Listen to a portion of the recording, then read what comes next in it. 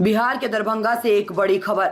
मामला बिहार राज्य के दरभंगा जिले के कमतौल थाना अंतर्गत मंगरथू गांव का है, जहां 2 फरवरी से बाबूजी दास के पुत्र महेश दास के नाबालिग पुत्री को गायब एवं अज्ञात अपराध कर्मियों द्वारा हत्या करने का आरोप महेश दास के पुत्र श्याम दास ने 4 फरवरी को कामतौल थाना में पुलिस को गुमराह कर एक मामला दर्ज करवाया। तो वही मामला दर्ज होने के बाद पुलिस के द्वारा अनुसंधान की गई तो पता चला कि प्रेम प्रसंग के कारण नाबालिग लड़की के पिता बाबूजी दास के 70 वर्षीय पुत्र महेश दास एवं उसके भाई महेश दास के पुत्र श्याम दास तथा नाबालिग लड़की के चाचा बाबूजी दास के 61 वर्षीय पुत्र शत्रुघ्न दास के द्वारा प्रेम प्रसंग को लेकर खुद सभी ने मिलकर नाबालिग लड़की का गला दबाकर शव को टुकड़ा टुकड़ा करके एक बोरे में बांध दिया और 100 मीटर की दूरी पर लक्ष्मी महतो के पुत्र चुल्हाई महतो के पुआल के ढेर में रखकर उसे जला दिया,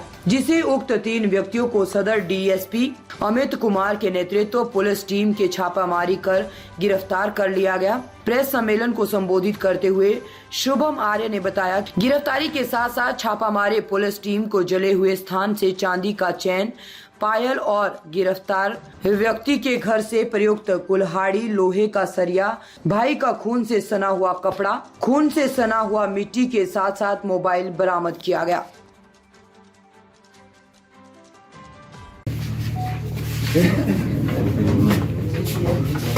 सर उसका करा सर रिलीज बनवा दिया जाए सर रिलीज में डाल देते बनवा देते पूरा चैनल भेजना सर।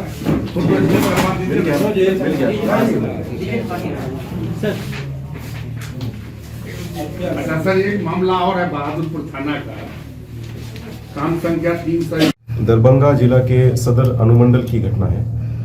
थाना कमतौल के ग्राम मंगरथू में दिनांक 4 फरवरी की एक हमें सूचना मिली थी कि एक जो खेत है, खेत में पराली जलती है। पराली में जो एक जला हुआ एक अवशेष जो था एक बच्चे का, वो बरामद हुआ था। इसकी सूचना हमें स्थानीय जो चौकीदार के माध्यम से प्राप्त हुई। इसके तुरंत उपरांत हमने थाने को सूचित करते हुए थाने वहाँ पे पहुँचे। थाने ने एक अर्ध जला शव जो था वो बरामद किया। इस जैसे ही हम लोगों ने उसमें अग्रिम हमने कार्रवाई करने के लिए एफएसएल टीम को बुलाया, तो एफएसएल ने भी वहाँ पे अर्ध जले जो शरीर था, उसके दांत और अन्य जो बोन होता है, हड्डियाँ होती हैं, वो भी बरामदगी की गई। उसमें और हमने और जब छानबीन आगे किया तो जो एक चेन थी, सोने की जो चेन थी, उसके सत्यापन के उपरांत ये चीज़ सामने आई कि दिनांक 2 फरवरी से ही गांव की ही श्याम दास नामक व्यक्ति की एक जो लड़की है वो गायब थी। इस संदर्भ में जब और पूछताछ की गई तो जो श्याम दास जो नामक जो व्यक्ति है, उसने अपने अपराध को कबूलते हुए ये चीज़ बात को स्वीकारा कि उसकी जो बेटी है वो किसी अन्य लड़के से बात करती थी, जिससे वो नाखुश होकर उसने अपनी बेटी के साथ मारपीट किया।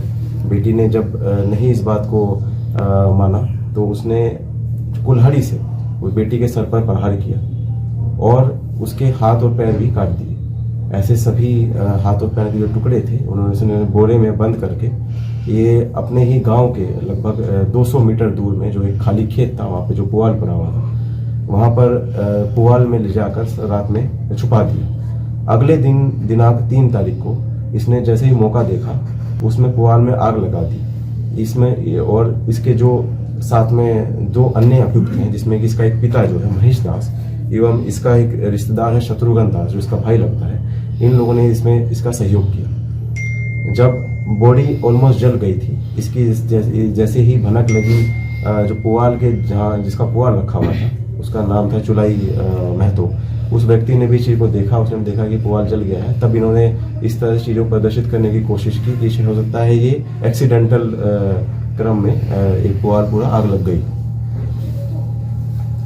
हम लोगों ने जब इसमें छापामारी की तो इसमें 3 लोगों की स्पष्ट रूप से भूमिका सामने आई। इन लोगों के बयान के आधार पर ही जो हत्या में प्रतीक जो वो अपना हमारा हथियार था, मेन हथियार था, वो था कुल्हाड़ी एवं था एक लोहे का सरिया, उसे बरामद कर लिया गया है। और उसमें एफएसएल ने भी जांच करने के लिए उसमें हमने को पूरा पैक करके माननीय न्यायालय के आदेशानुसार हम उसे एफएसएल को भेज देंगे। इस पूरी घटनाक्रम में एफएसएल और तकनीकी टीम ने जो भी अच्छा उच्चतम कार्य किया है, इसमें अनुमंडल पुलिस पदाधिकारी सदर और थाना अध्यक्ष कमतौल के रूप में जो टीम ने काफी अच्छा कार्य किया है, इसमें इन लोगों के लिए रिवॉर्ड प्रस्ताव के लिए भेजा जाएगा। जो मेन कारण था वो था कि लड़की जो थी वो किसी अन्य युवक से बात करती थी, जिसकी आपत्ति इनके पिता को थी। आधी अधूरी जो बॉडी मिली थी वो उसका हमें पोस्टमार्टम भी कराया था और जो अन्य अवशेष जो थे वो एफएसएल ने जब्त कर लिए।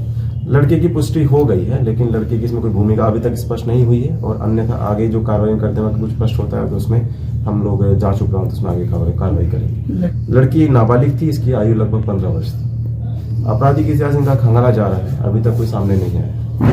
जांच उपरांत में अगर कुछ सामने आता है तब आवश्यक कार्रवाई की जाएगी। अभी तक कोई, हमने पहले ही बताया, अभी तक उसकी भूमिका स्पष्ट नहीं हुई है, नहीं सामने नहीं आई है। अगर उसमें ये बाद में आता है कि उसकी भी कोई भूमिका थी इसमें, तब हम उसमें कार्रवाई करेंगे।